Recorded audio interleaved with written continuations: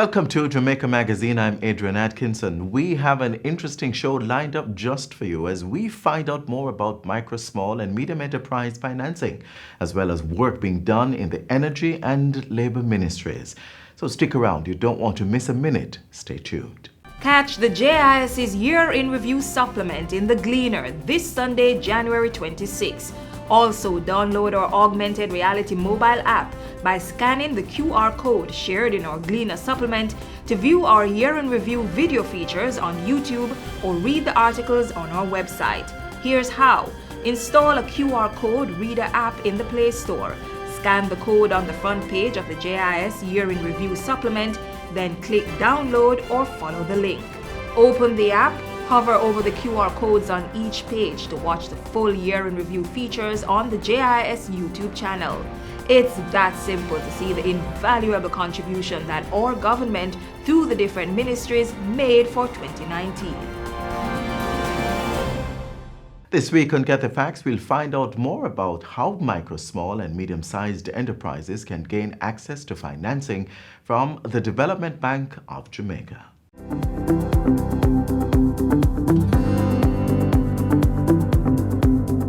Welcome to Get the Facts, the program that provides you with information on government's policies and initiatives. I'm your host, Enthros Campbell. Today we're discussing the critical issue of access to financing by micro, small and medium-sized enterprises, MSMEs.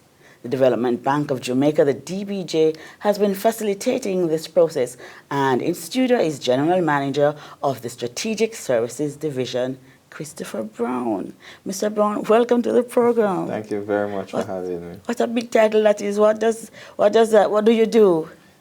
At the Development Bank, there are many activities that I'm responsible for. The primary one is capacity development for the bank, but I'm also in charge of strategic planning and research and product development for the bank. Let's start with the MSMEs. What are the services you lend them? We know that people that need money and they are considered to be the engine of growth as it relates to growth and development, yes? Correct. So what services do you offer to them? Well, one of our primary services, as I mentioned, is capacity development. Yes. So we understand that MSMEs, in order to operate their businesses more efficiently and even get investors, whether they're going for a loan or a private investor, they themselves need to be ready. So we have a number of different programs that gives grants and technical assistance to help these MSMEs to understand how to operate their business better. It could be training programs to teach you how to do proper accounting. We have programs that allow you to actually get the accounting services done, get business plans done, get marketing plans done.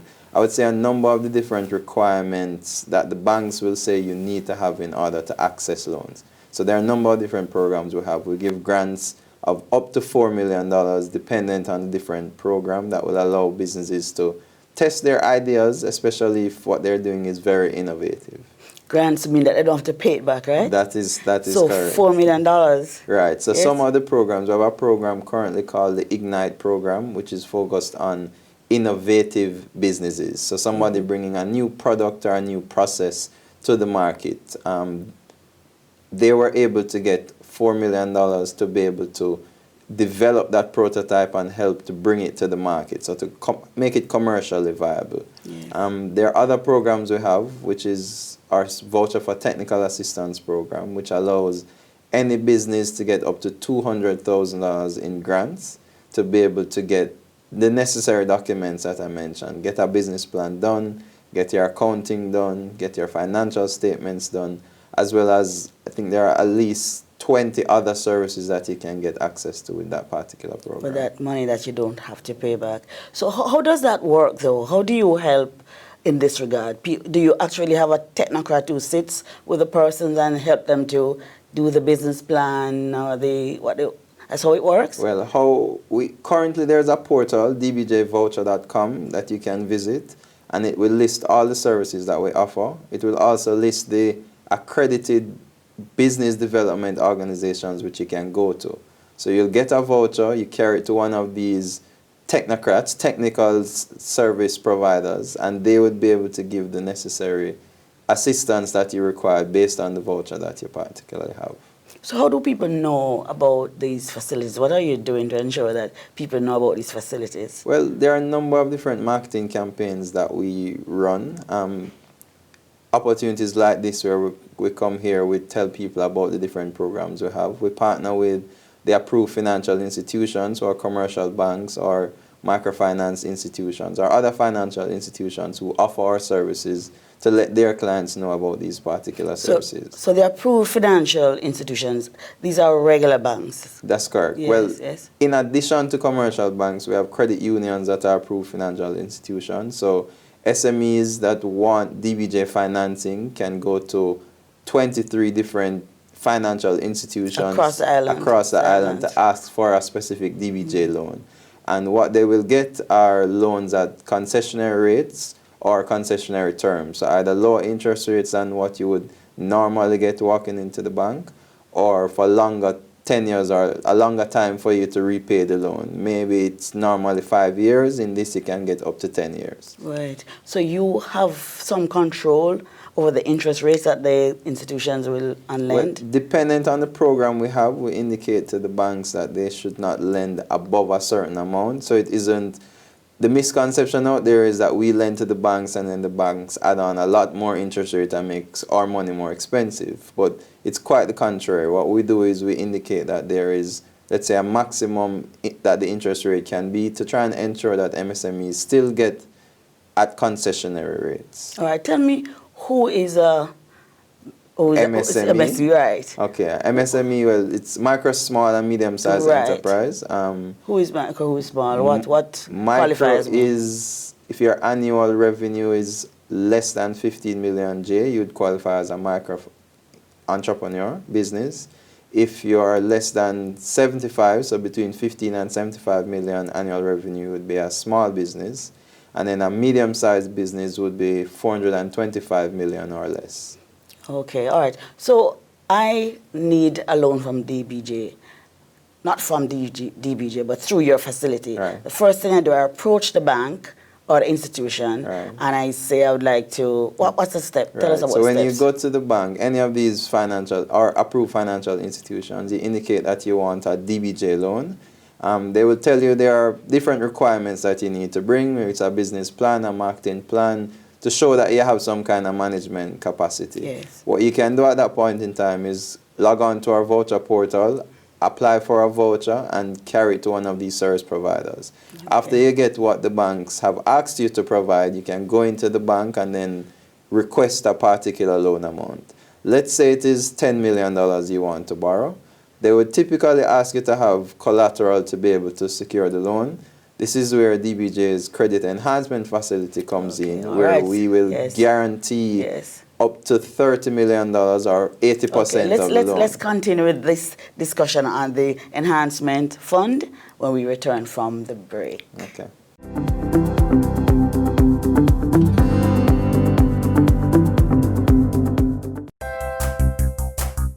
So many wish they could visit our shores. We live where they vacation.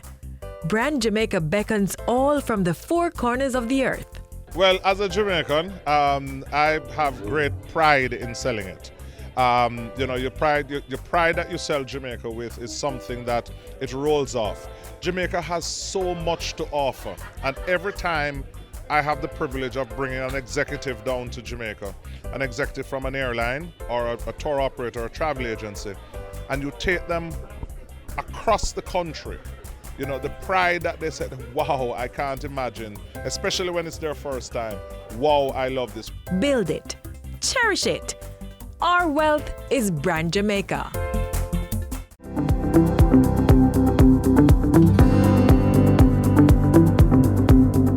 Welcome back to Get the Facts. We continue our discussion with Christopher Brown, who is the General Manager for Strategic Services Division at the Development Bank of Jamaica, the DBJ.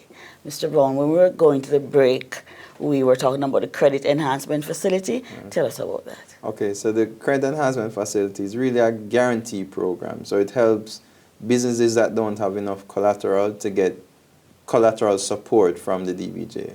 So currently, our program allows for us to provide a guarantee of up to 80% of the loan amount at to a maximum of $30 million. So if small businesses borrowing $30 million, DBJ would provide a guarantee for 80% of that. So 20% or just about is what the MSME would have to find to be able to get access to the facility. And we think this is a critical driver for the ecosystem, the marketplace at the moment, because we understand that small businesses may not have enough collateral to be able to access the necessary financing to improve their operations. So we've introduced this particular program. And what we really want is we want the banks to recognize DBJ as that key facilitator. So any bank that is interested in lending MSME loans needs to take advantage of the credit enhancement facility. Right. So you just guarantee 80% of the loan without anything, just like that? We believe strongly in the development of MSMEs, and we want to really partner with our banks to be able to make that a reality. And the banks themselves may see it as kind of risky for lending to MSMEs, so we are stepping in to really help them to lend more to micro, small, and medium-sized enterprises. All right. Other services to the MSMEs, tell me about. Okay, so I would mention two other services that we have. We're working on a new program currently called reverse factoring, which allows small businesses who normally get paid in 60, 90 days, different credit terms, and it takes a long time for them to actually get paid, for them to be able to be paid early. Yes. So when the program starts, you would see MSMEs being able to get paid within 5 or 10 days versus waiting 60 or 90 days to be able to get funding. So it's a very innovative product that we're looking at launching, which should be launched by the end of this year or early next year. And it would help businesses to get the working capital, the money that they need on a quicker basis to be able to turn it more efficiently. Right, so this will provide a release of the funds faster. Correct. And then another program that we have is our venture capital program, which allows businesses to get equity investment. So there are two different types of money that you would get. One is a loan that you'd have to pay back on a monthly basis, and then the other is equity, which is really some kind of ownership in the business where there is dividends that is paid more as return. And that is patient capital. So it's not intended to be repaid immediately, but you can take a longer time to be able to pay out anything out of your business. So it really helps your business. It's money that doesn't require a return immediately, but over a longer period of time. Doesn't require them going to the bank to pay back money. So it's like a 60 day. It's probably more like a 5-year kind of time span. Yes. So an equity investor, the funds that we have, they would look to invest in businesses. And yes, they expect to get a return, but they expect to get a return over a longer period of time instead of on an ongoing basis. And that is also through the banks? No, it's through different funds. So we invest in private equity funds, and those funds will then invest in small and medium-sized enterprises. We actually have a fund that we're planning to launch next year called the SME Fund. It wouldn't be a DBJ SME fund, but we are helping the private sector to set it up and invest in small and medium-sized enterprises. Yes. What are some of the issues you're having with MSME owners who are not coming forward because you have all of this money to unlend, but I've heard the cry all the time that people are not taking them along. What are the problems, and tell us what we're to do to ensure that we get the funding or to access the funding, yes. Right. I think there are a number of businesses who believe it is better to remain in this informal state. Yes. But something we try to encourage all the businesses is that the more formalized you get, is the more access you get to these services. So most of the services I'm mentioning, you need to be a registered entity to get access to. So we strongly encourage the formalization. The other thing is that a number of the businesses are not sure how to manage these operations, and that's one of the complaints on the bank side, that the businesses themselves are not ready. The programs we have, such as the Voucher for Technical Assistance, the Ignite program, or other capacity building programs, are geared at fixing that particular issue, helping businesses to get themselves more structured, get their books in order, have them be able to walk into a bank and say, this is, or to an investor, it doesn't have to be a bank, to say, this is what my business looks like. I'm a good business to invest in. So you don't leave them as soon as they get the loan, right? You will stay with them and help them as they build to become... After they get a loan, they can continue to accessing these services that we have to help them to manage the business. Well, it's the programs that I mentioned are grant programs, so there is no cost to pay back the DBJ. Yes. There's another initiative called the FETA, FETA? FETA. Tell us about that. So FETA is another one of our capacity development programs, which was really more on the side of financial literacy. So we're teaching micro-entrepreneurs about the importance of managing your books, keeping particular records. It doesn't have to be this fancy accounting firm that you're going, but you can be using an exercise book and writing what you sell for a particular day, as well as passing your money through a bank. There are people who have these cash-based businesses and there's no evidence that they are earning the amount that they say they earn.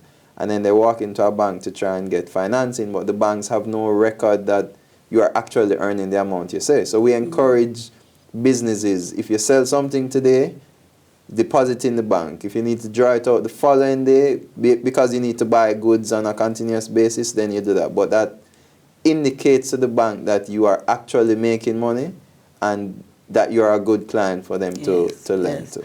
Talk to us about the take-up of these offers that you have. Right. Well, over the past 4 years, we've supported over 3,000 MSMEs in getting capacity building, access to capacity building services. Again, whether it's in the voucher program or the FETA or any other capacity building program. And we've seen where this has had impact on these businesses. The businesses have been able to go into a bank and get access to a loan, or even just manage their businesses more effectively and turn more revenue. The whole purpose of business is to be able to generate revenue so you can employ more people and grow. That's what we're about, helping the businesses to do. Okay. Any success stories you want to share with them before we go? We have many success stories. Yes. There are companies who have come through our programs within the university. They have accessed our grant from our Ignite program. They've gone on to borrow loans from a bank and also gone on to getting equity investment as well. So they've gone through the full gamut of the cycle of business. So there are opportunities, and we're urging our small and medium enterprises to come on out and get funds from DVJ, get help to do your business plans and so on. Thank you so very much for sharing with us today on this program. It was my pleasure. Good. If you are an MSME owner and need funding, make sure to contact the Development Bank of Jamaica at 876-929-4000 and speak with an agent. You may also visit their website, dbankjm.com, to learn more about their products and services. This has been Get the Facts with our guest, Christopher Brown, General Manager for Strategic Services Division at the Development Bank of Jamaica. To watch this program again, log on to our social media handle at YouTube/WatchJIS. You may also stay connected to our website at jis.gov.jm for more information. Until next time, I'm Enthros Campbell. Take good care.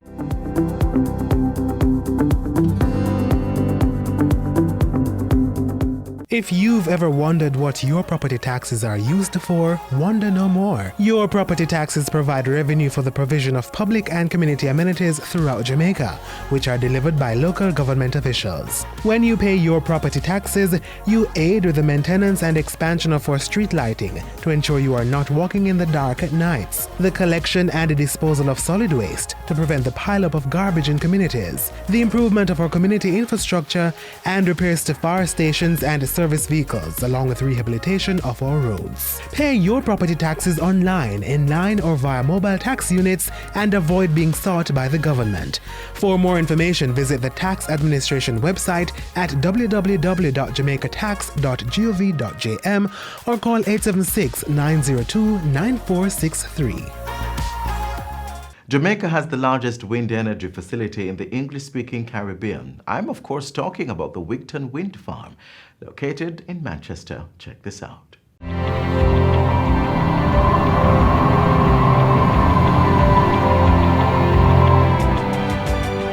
In 2019, Energy Minister Favour Williams toured Wigton Wind Farm in Manchester, the largest wind energy facility in the English-speaking Caribbean. Wigton is here in this location because it's the best location when they did their studies about wind. It's the best location for it to be based on the wind pattern. The wind farm was developed in 2 phases. The 20.7 megawatt Wigton 1 was installed in 2004 and the 18 megawatt Wigton 2 in 2010. The long-term vision is for Wigton to be a catalyst for increased usage of wind power and other renewable energies for electricity generation. It is generating about almost 7% of the capacity in terms of electricity. And it is only going to grow from here on. And I'm sure they're looking at not just wind, but they're looking at solar and other technologies. Over time, Wigton has actively supported the growth of Jamaica's renewable energy industry by developing human capital. On November 2, 2016, the Wigton Renewable Energy Training Laboratory was opened to serve as a premier learning facility. The training lab targets energy professionals and entrepreneurs, tertiary students, and the general public. We're focused on renewables, not just because it's good for the environment, or not just because God has given it to us, but because over time, it should allow us to lower our electricity bill. That's the ultimate goal. The goal that we have set is now 30%. We want 30% of our electricity to be generated from renewables by the time we get to 2030. So over the next 10 years, we're looking to up that. So you will see Wigton getting larger. You will hear about more solar farms coming on stream. You'll hear more about water as well and waste to energy.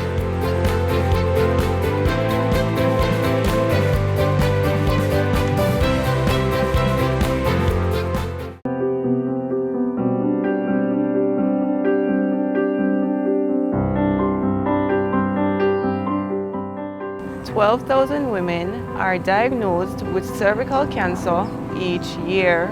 The risk of developing these abnormal changes is associated with the infection of HPV. Not only that, early sexual contact, multiple sexual partners, and taking oral contraceptives increases your risk of developing cervical cancer. Ladies, protect yourself. Get tested.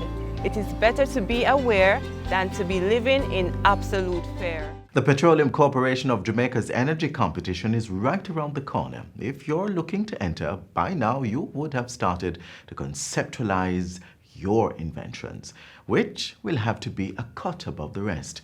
As you do this, let's take a look back at one of the past winning inventions.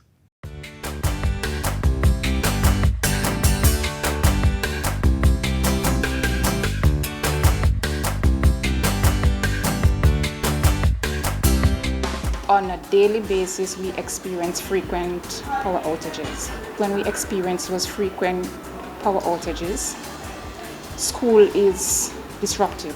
So PCJ giving us a science competition under the theme to develop a future renewable energy storage device, the flywheel energy storage system would have been the perfect one that actually fits.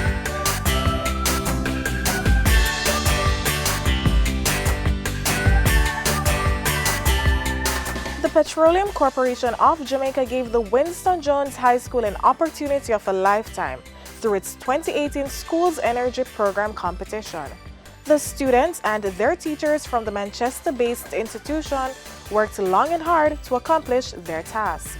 We wanted to have the most suitable and the most attractive model for the competition. So the model that we built is a very environmentally friendly storage system. It is a flywheel storage system along with a wind turbine system. We use our old sewing machine, old printers. We take out the motor out there and we use the edge of the sewing machine, that heavy thing, to make the rotating mass. We come up with the different series wiring to wire wires underneath the board and to staple them properly to show that not any of the wires are pulled when we bring the board to PCJ.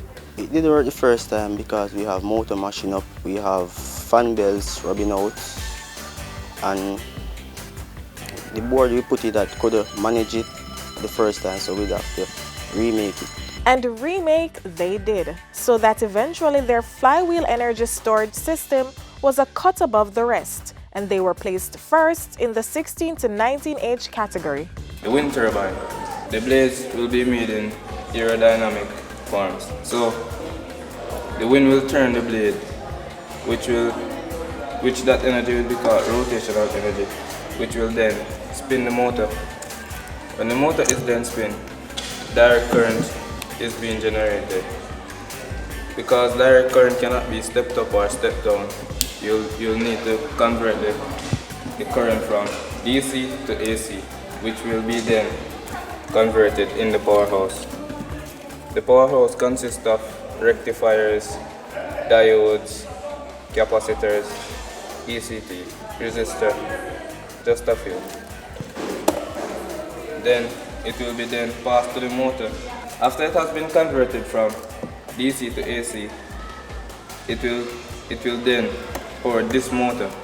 This motor will start spinning the flywheel, which a belt has been attached to spin the generator also. And the generator will then spin the alternator, and the alternator will convert mechanical energy to electrical energy to power the loads. From winning the competition, the school received $500,000 to implement its flywheel project. We are going to seek further funding from other donor agencies. The reason for this is that I'd want St. John's to be the first secondary school in Jamaica that actually have a renewable energy storage device system. This is very significant for the vision of the institution. We are seeking to become a 21st century learning community that is catering to the full development of all our students. And so this will get more parents, guardians, and other stakeholders to see Winston Jones High as a school of choice.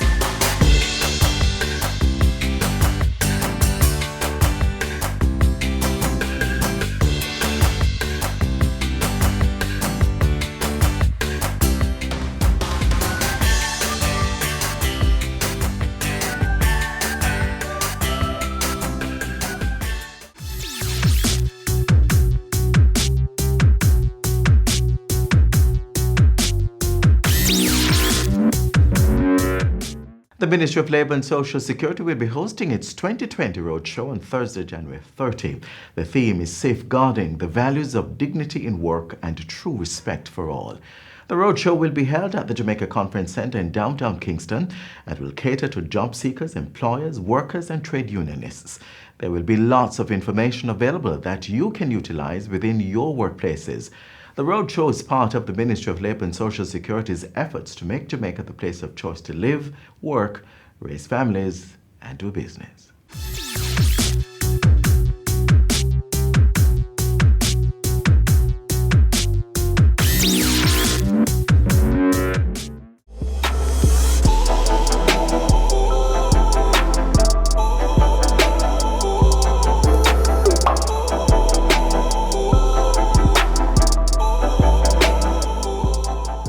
Thanks for watching another edition of Jamaica Magazine. Do join us again tomorrow when we'll do this all over again. Until then, send your feedback on today's show to jamaicamagazine@gis.gov.jm. Also follow us on our social media pages and download our app on your Apple and Android devices. You can also visit our website jis.gov.jm and our YouTube channel for more information and to see this show again. On behalf of the entire production crew, I'm Adrian Atkinson. Thanks for watching.